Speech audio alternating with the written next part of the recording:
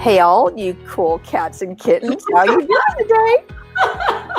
Shell Brodnax here, Real Estate Staging Association, another episode of Stage Your Talk. Before I introduce my very talented and beautiful guest today, can somebody out there, if you can see us and hear us, please type it in the chat box, because that'll help me test the technology and make sure it's working well before we move on.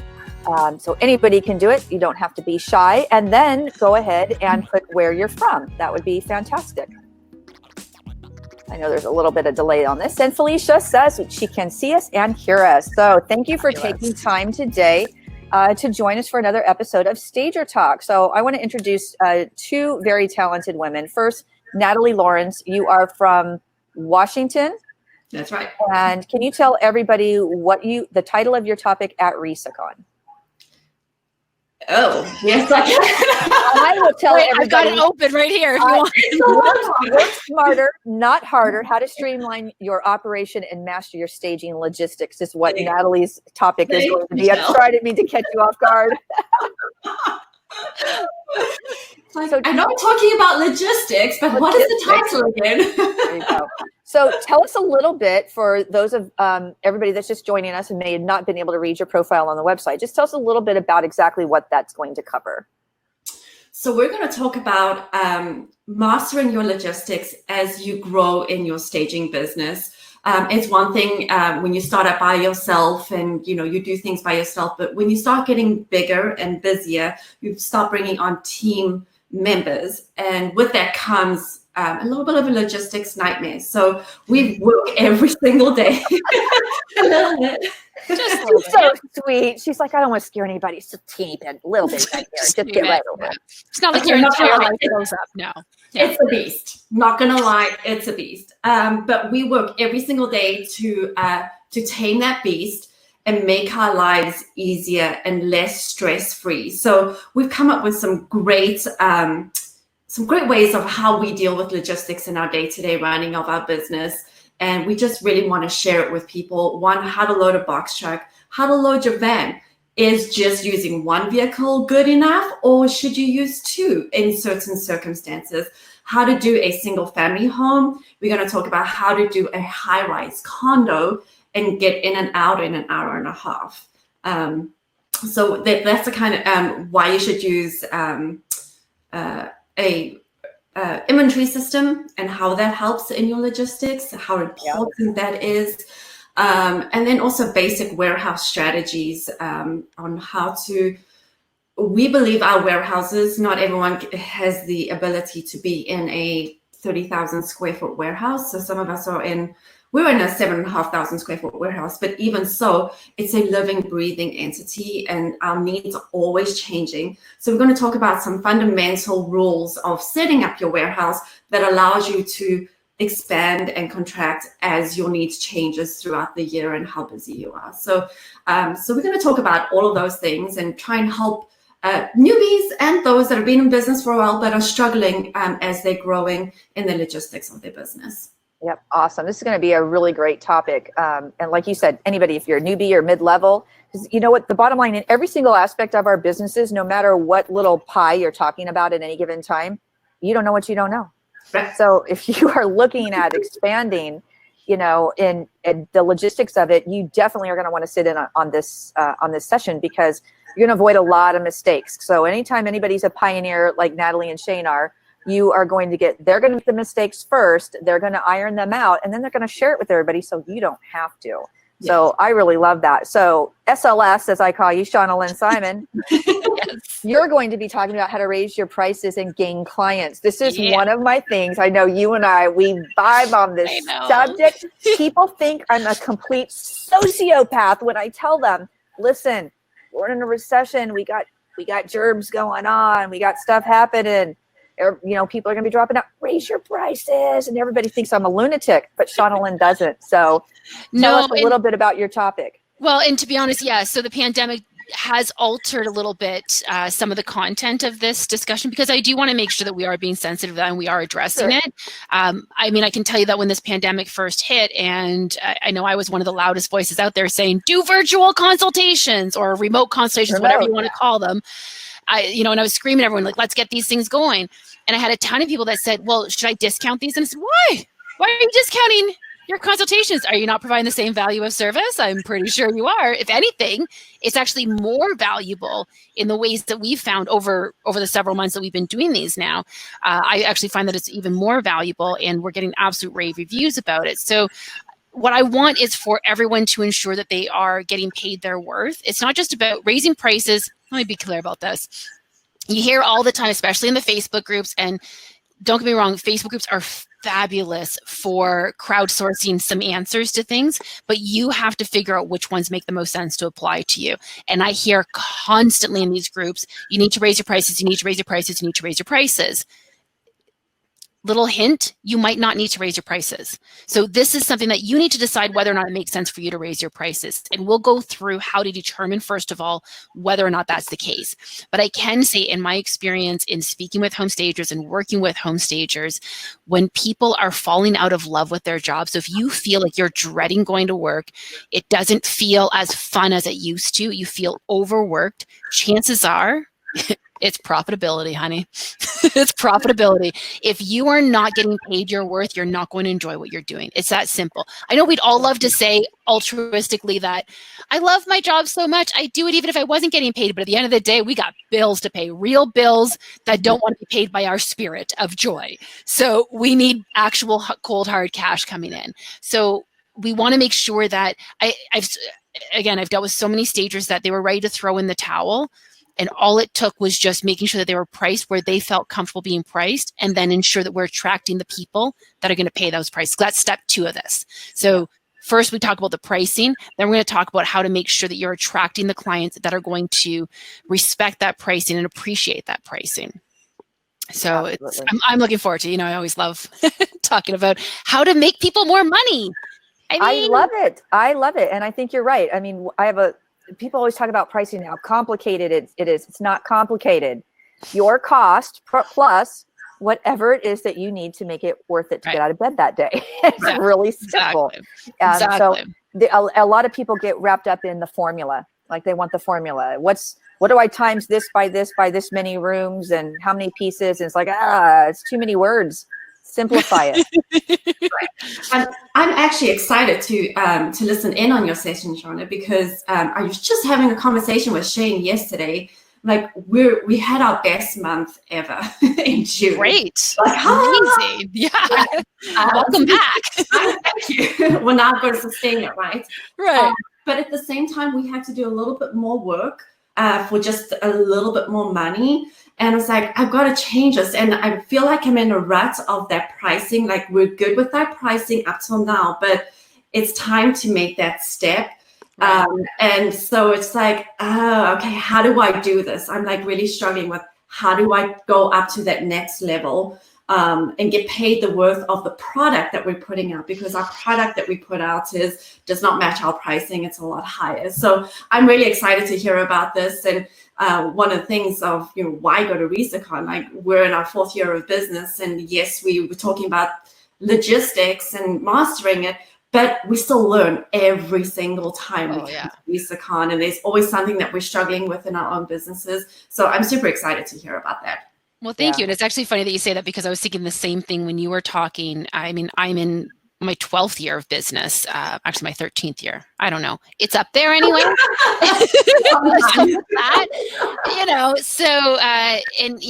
To your point of, you're never done figuring out your logistics. You're never done organizing. So it's always interesting to see when someone else kind of cracks the code on something, like, I didn't think of that, and we moved into a new warehouse a little over a year ago now, and our plan was to get racking, and then of course that got derailed because something else came up and we got busy, and then we started up again, and then we dropped it, and then COVID happened. It's just been like, we need like some solid racking, some solid solutions in here. We're bursting at the seams because everything came back, of course, throughout COVID, and so we're finally just pumping these things back out there. But it's stressful, of course, when you've got these fluctuations. I mean, there's days where your warehouse feels like old Mother Hubbard going to the cupboard.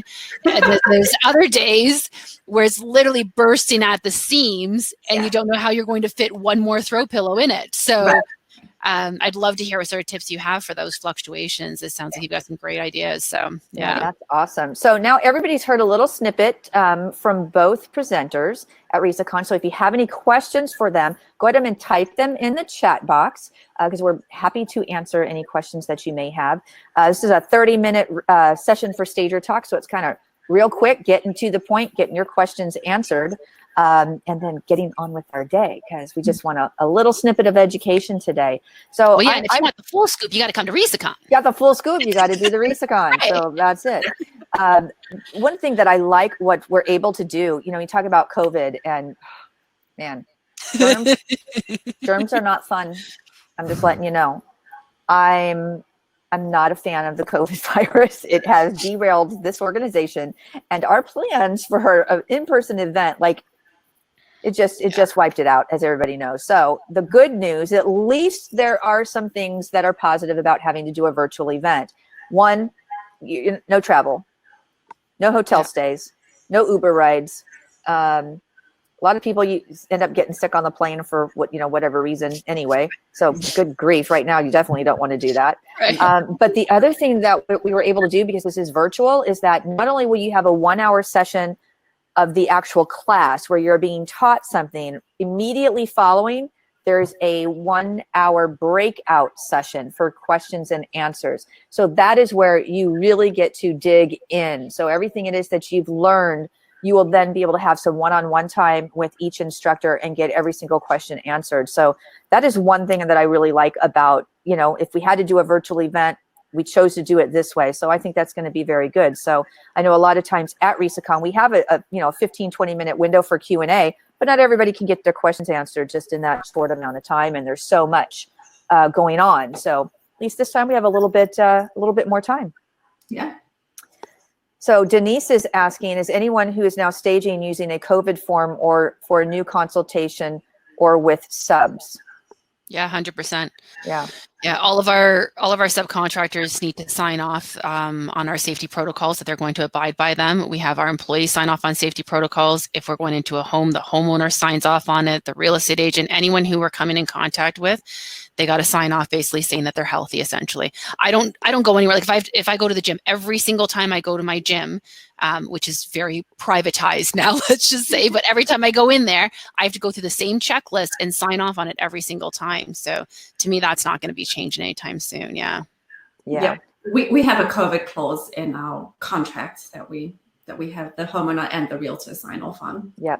And RESA also created one. So we had our legal attorneys put together an addendum to a contract regarding COVID that's in the members only resource area. So you can check that out, Denise, or anyone else, if you have not, might fit for what it is that you're doing. So here's another question for Natalie. Are you and Shane going to show us how to pack up for a stage?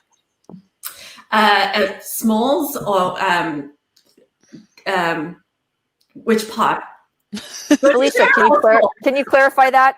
When you mean pack up, do you mean pack up like de-staging or pack the stage to go to stage? So I think you're definitely going to talk about the trucks and whatnot. And now, Denise, a follow-up question while Felicia's responding to that for Shauna Lynn. Did you make your own checklist? I used the RESA one as a guide. I also looked at what our real estate agents were provided something by our local association to use. So I looked at what they were asking as well. And then I had them all reviewed by my lawyer, of course. Yeah, cool. So Natalie, to go stage, when you're packing to go to a stage.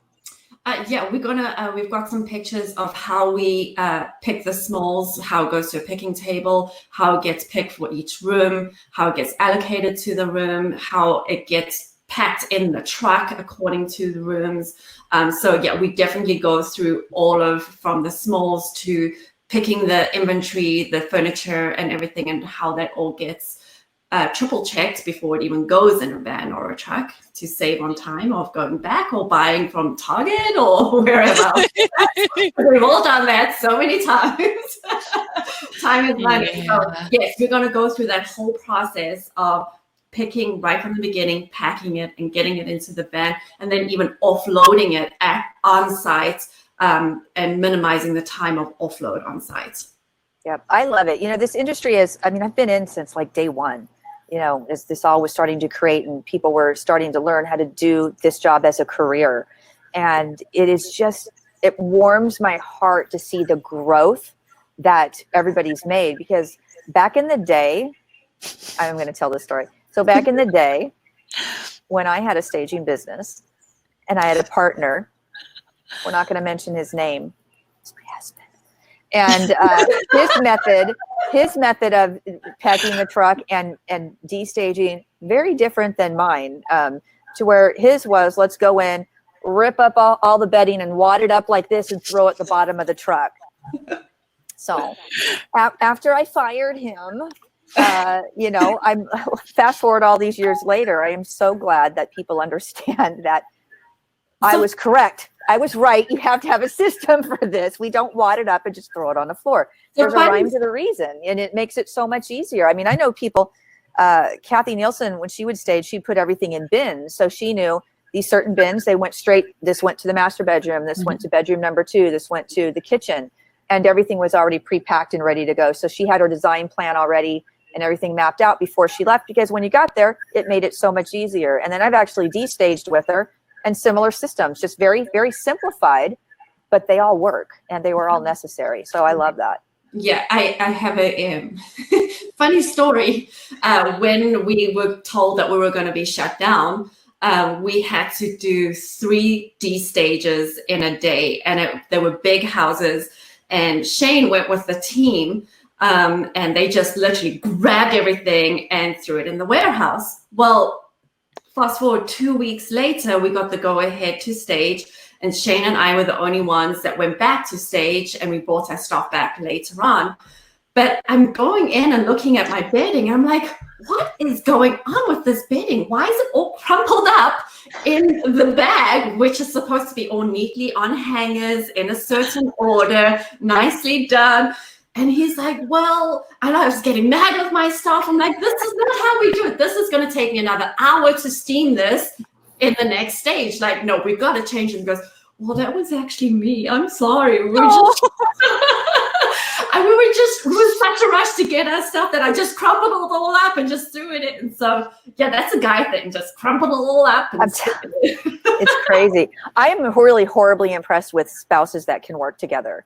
I mean, I know you and Shane work really well together, and you even present well together. Like when you're in public, it's like, okay, these two people, they actually really like each other. Yeah, they vibe. Yeah, they vibe. They've got a good vibe. And then you've got Anthea and Corey click, and it's like they as well work together and they vibe well together. So I'm horribly impressed with it, because that's not a skill set that we'll ever have in the Norton Brodnax family. It's just not going to happen. We can't even put together a three rail horse fence together without arguing about how we're going to do it. So, and see, for me, the only coworkers in my family all have 4 legs and a whole lot of fur. So, I mean, they're not super helpful. I did post a picture on Facebook if anyone wants to check out of them helping me make the bed the other day, though. Like I'm telling you, I could bring them out on a stage anytime now. And they've got a solid plan. It only takes 6 hours per bed. There you go. And I see one of your coworkers behind you. That's Logan. Yeah. He likes to join in. Yeah, we're lucky he's actually not on my lap right now, so we're going to take it that he's just behind me. Yes. Yeah. So let's talk it's kind of off topic a little bit, but just about talk about an overall brand of somebody and the importance when you have a pricing to be able to match your brand.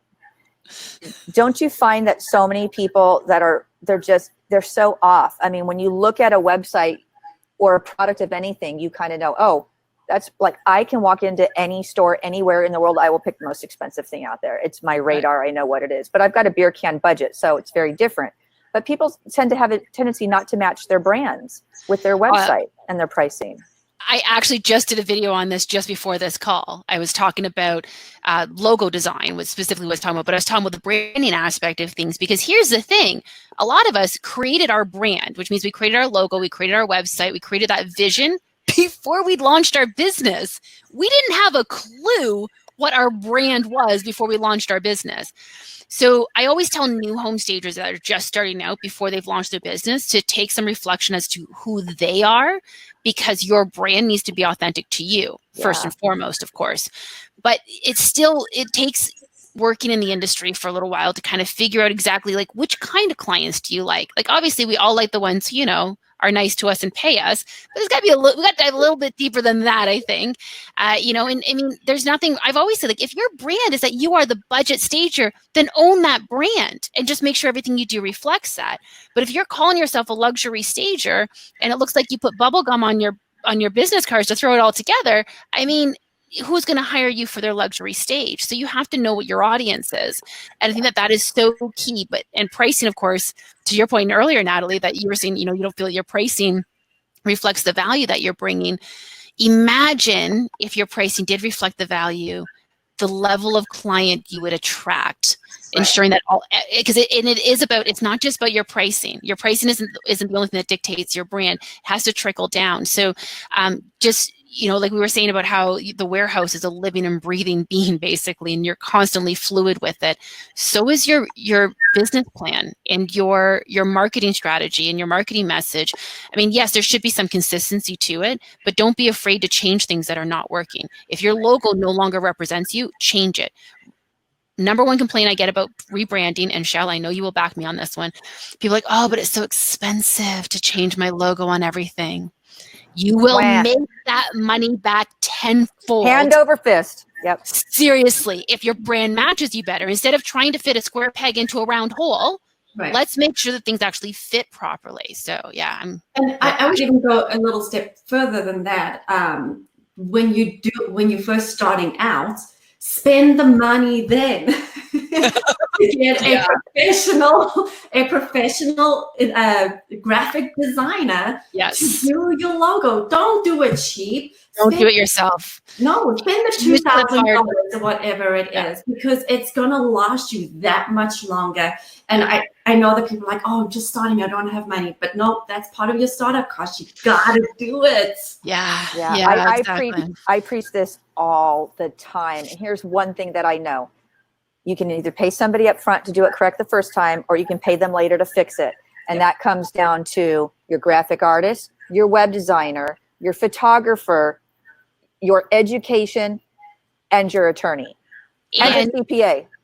And your opportunity cost. So the opportunities that you lost by having the wrong image for all that time. Yeah. Right. You have to, it's the number one thing I hear people say, oh, I'll invest in a professional website, you know, in about a year when I'm making some money, I'm just going to put a little splash page up. I'm like, how y'all going to make any money with a splash page? Right. That doesn't make any sense. And anybody that's seen that splash page, or the next 12 months, the amount of impact that you're going to put out there, you're going to have to convince all those people to take another look at you and then wonder, oh, that was that stager with that really crappy website. And it's like, if the whole concept of staging is, you know, you have a one chance to make a great first impression, right? You have to actually practice that if you're going to be a stager. Because think about this: you're new to the industry. What are some red flags that are going to make somebody think that you're new? A poorly done website, you're poorly done everything on your website. If you do it on the cheap or try to DIY it and it's not your skill set, it screams newbie. And one thing that I do know, especially with pricing, I know Shauna Lynn, you'll probably agree with this as well, is that you can set your pricing, and if you have an amazing website and all your content is perfect and your photos are professionally done, your logo looks amazing, and you've got your pricing on there, your messaging is clear and crisp, that new client that comes to see your website, they have no idea if you're new. Right. They don't know if your pricing was lower before. They have no idea. Every single time somebody new hits you with an interaction, it's a fresh start. Right. It's a totally fresh start. So get everything done the first time. It's especially the contracts, man, because people don't understand. They don't know what they don't know about what needs to be in a contract. And if you don't invest in a good contract, that is the foundation of your business. It's there to protect you. It's there to protect your client. It's there so your clients and you have a firm understanding of what the expectations are of the project, which will help you avoid a lot of problems. So it's definitely worth it to get professional help all the way around. You know where you're going to value that professional contract is when you actually really need to lean on it to protect yourself. Like, that is money well spent up front. Website stuff. I mean, like, I'm going through my website right now, actually both SLS Academy and my home staging, Beyond the Stage Home site, that before COVID, for my home staging business, for example, before COVID, I didn't rely on my website to bring in clients per se. sure, I did great in Google searches. People would find us all the time, like, oh, your website looked great. We called you, whatever. But overall, it was more just I built a reputation, and I still have that same reputation. But post-COVID, marketing is just all looking very differently. I'm not as in front of my agents as I normally would like to be, because it's simply more difficult to do it all virtually. So I'm having to rely on my website that much more to bring in some new traffic. And I'm going through, I'm like, oh, why did I say that? That's not me anymore. And it's funny because I've always been on top of keeping my website up to date. And I'm now doing a full out overhaul. I'm like, all right, I'm going through every single page and revamping this a little bit, which, by the way, Google loves it when you do that. Yes, Google keep loves it fresh. it. Keep it fresh. So I'm going through and I'm changing some of the verbiage to make sure that my marketing message is clear and that it resonates as well with the people that are visiting it post-COVID, right? It needs to be sensitive enough to let them know. Like, I can't stand right now if I go to a website for a local store or a restaurant or something and it doesn't have an easy way for me to find out what their COVID protocols are. I want to know before I go there, do I need to wear a mask when I go in there? Are you only doing curbside pickup? How are things working? And if I go to your website and it doesn't mention anything, I don't know if you're even still in business. Yeah, That's a good one. Here's a great question. So Ellen Mann up in Canada has a question. Did either of you pivot to provide DIY packages during the pandemic? So the DIY where they order, you tell what it is, you put all the furniture together, curbside deliver it, have it delivered in some way, shape, or form, and they install it? We're still doing it, actually. So we've called ours, I love naming things. I hate naming things. I name things very literally. So I call them porch drop-off accessory packages because we drop them off on your porch. So they don't get to pick things. We still curate the entire design. Yeah, you do it.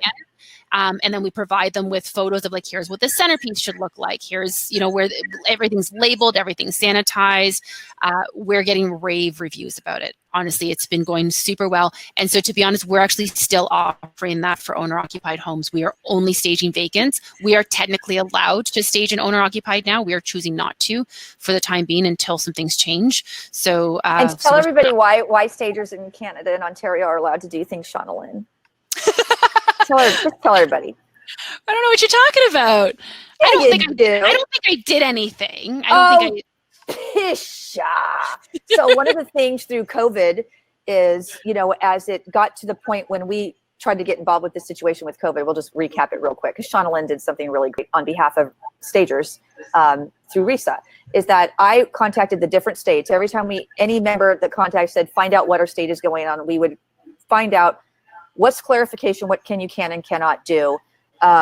Worked with several governors' offices in order to get the message straight, especially in Washington, because those people drove me cuckoo. They drove us cuckoo too. Get your story straight, people. I had to get involved with an MLS, the Association of Realtors, and the governor's office to fix it all. So got that fixed. And then, even in Connecticut, I think it was Connecticut, they weren't allowing stagers to do anything. So we petitioned the state and said, look, we've got, I think it was 42 members at the time. This is the situation. This is what this means. These are some safety protocols we've given them. Please allow them to continue to work. And they gave them an exemption. And so we were actually originally, when it first started, able to issue letters to the members in certain states for carrying papers. So if you got stopped, you'd be able to say, hey, I'm essential, or this is why that I'm out. So we were able to do that. So Shauna Lynn, so I'm just going to hijack your story. Shauna Lynn did the same thing in Ontario. So she wrote, as the Ontario president of RESA, petitioned the government to be able to get stagers back to work in that area. So kudos to you. Thank you. I appreciate that. I don't know that it actually did anything, but I made enough noise anyway that and at least and I helped Ontario stagers to read what was being put out and kind of understand the information that we were being given. And I kept in touch with the cabinet line, they kept getting the message, no, you're not allowed, no, you're not allowed, no, you're not allowed. So I was communicating that to stagers to make sure that they were operating safely as well. Because one of the big keys that a lot of people forget, and in fact, I actually was given a great reminder of this by one of the local chapter leaders, was that if it is deemed that you are committing an illegal act, and something happens, your insurance will not cover you. Yeah, that's true. Call it COVID or otherwise, doesn't matter. If it is deemed illegal, your insurance won't cover you. So I want to make sure that everybody is protected, obviously. Yeah, but you absolutely did do something, because they actually responded to you with very specific information with our name in it, stagers, the whole bit. So I wrote all 4 congressional leaders when it was coming to the PPE and all that information, or the PPP programs and the EIDLs, that stagers, they should be forgiven. Include stagers and small business owners in the forgiveness. They shouldn't be loans. We didn't cause this. We didn't create the germs. We shouldn't have to eat it while other people make a percentage off of us, off of general entrepreneurs. So I wrote to them, did not write me back, but the White House did write me back a lovely form letter. So well, got that one. But you got direct feedback. Well, I mean, like I said, we're all trying to do what we can to navigate through this, and I appreciate that. RESA gave me a ton of support, and I honestly think that, like, if I can just like hijack this for a moment myself, because I think that not only does RESA deserve a world of credit for working their butts off these last few months to do all that you've mentioned, Shell, and then some, making sure that you're communicating with the members and give them the resources that they need. But in addition to all of that, one of the big things that all of this has done as well is help to highlight how important it is that people have professionals that they are working with. Because when you are dealing in a situation of essential versus non-essential, if you don't have a properly insured and registered business right now, people don't want to hire you. That makes them nervous. You show up and you say, I'm certified, I'm registered, I'm insured, I got boom, boom, boom, everything's in check. That is a part of your value now. And that is something that people are going to be looking for. Add on top of that, that I am a RESA stager. And I will tell you that over the years, the name RESA has started meaning more and more in my area, where real estate agents are catching on. I teach the Stage and to Sell class. They're catching on. They get that this RESA thing is something. I get contacted as the Ontario president from real estate agents that are like, hey, I've got a grievance with a stager. And I'm looking up, I'm like, I'm sorry, your stager's not a RESA member. There's not much I can do in the future. I recommend you hire a RESA stager, of course. There you go. Right? So, I mean, we've been getting a lot of recognition, so much so that now with everything that's happened with COVID, everyone knows who RESA is, because I wrote an article that responded to our Ontario Association's legal advice for stagers. I wrote an article responding to it that was shared widely amongst the real estate network, that like people are like, oh, there's this association. Did you guys know there's an association for home staging professionals? Yeah. And so now people are looking to that. So I was on a call a couple weeks ago. I was doing, my local association had a guest speaker come in for this virtual webinar type call, and they brought in the amazing David Greenspan. Oh, I love him. Who just happened to have been slotted on for RESACON at one time. Yeah. So wouldn't you know that on this call full of hundreds of real estate agents, David says to me, Shauna Lynn, by chance, are you a member of the Real Estate Staging Association? I said, why, David, I am. I happen to be the Ontario president. He says, do you know Shell Brodnax? Well, I do. And he's singing your praises to hundreds of real estate agents. Get out. Right? So here's David Greenspan, like, by the way, y'all should be hiring RESA stagers. So it just goes to show the work that RESA's been doing over the years, and especially throughout COVID, has paid off tenfold. So I'm incredibly grateful to all that you guys have done to add more credibility to our industry. Oh, that makes my day. Let me tell you, David, quick story about David. So I spoke at the National Association of Realtors National Annual Convention in November. And he took the stage. He was the speaker right before me. So I walked into the room and see this guy up on the stage, slaying it, doing his thing. And I'm like, he's my spirit animal. That's me in a man form. I have to meet this person. He told me that. He's a psychopath. I have to know him. So I went up and I'm like, I have to know you. Who are you? We need to know each other. And so we hit it off. And then afterwards, I looked up his website, and then we did some video conferencing together. And then we did book him as a one of the keynote speakers at RESACON. But since we're not going live, we had to pull him back out of that, but I will be bringing him back on for something. Yes. He's very soon. He's so good. He shares what's called mind share, which is really, it's like brand recognition, top of mind marketing, to be able to know that when somebody, talks about a stager, your brand is the one that pops up. So he's got a great podcast, and it's specifically designed for real estate agents. And here's what I love. I know I'm getting so off topic and I'm sorry, but anyone who's looking for marketing ideas and how to connect with real estate agents, listen to the podcast real estate agents are listening to. Seriously. Like it makes so much sense. So it'll help you to better understand what they're looking for, how to connect with them. So I do recommend check out it's Mindshare podcast. Mindshare 101, I believe it is. David Greenspan. David Greenspan. All right, so we got to wrap up. So Natalie, any last words?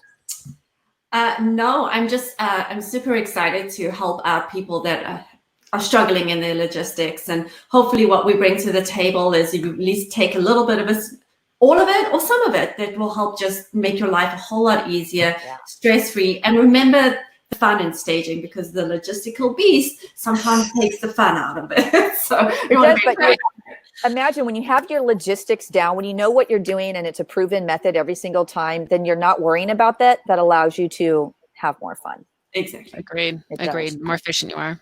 SLS, the floor is yours. Last words.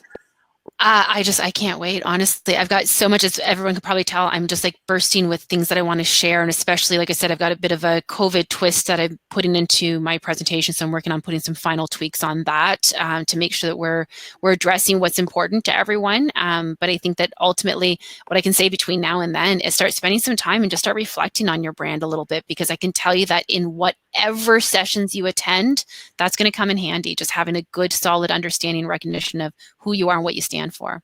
Yeah.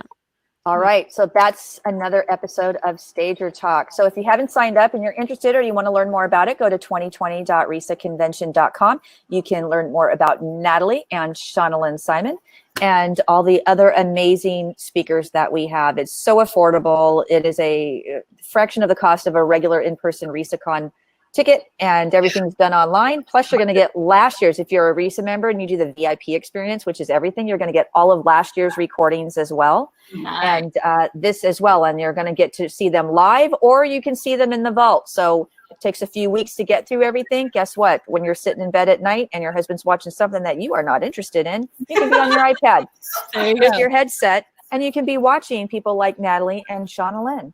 And you can just sit there at your leisure and learn. So that's it. Thank you both for being with me. I really appreciate it. Everybody else, good to see you both. Good to see you all. Next time, thank you so much for joining us. We will see you next time, and happy staging and stay safe, everybody. Bye.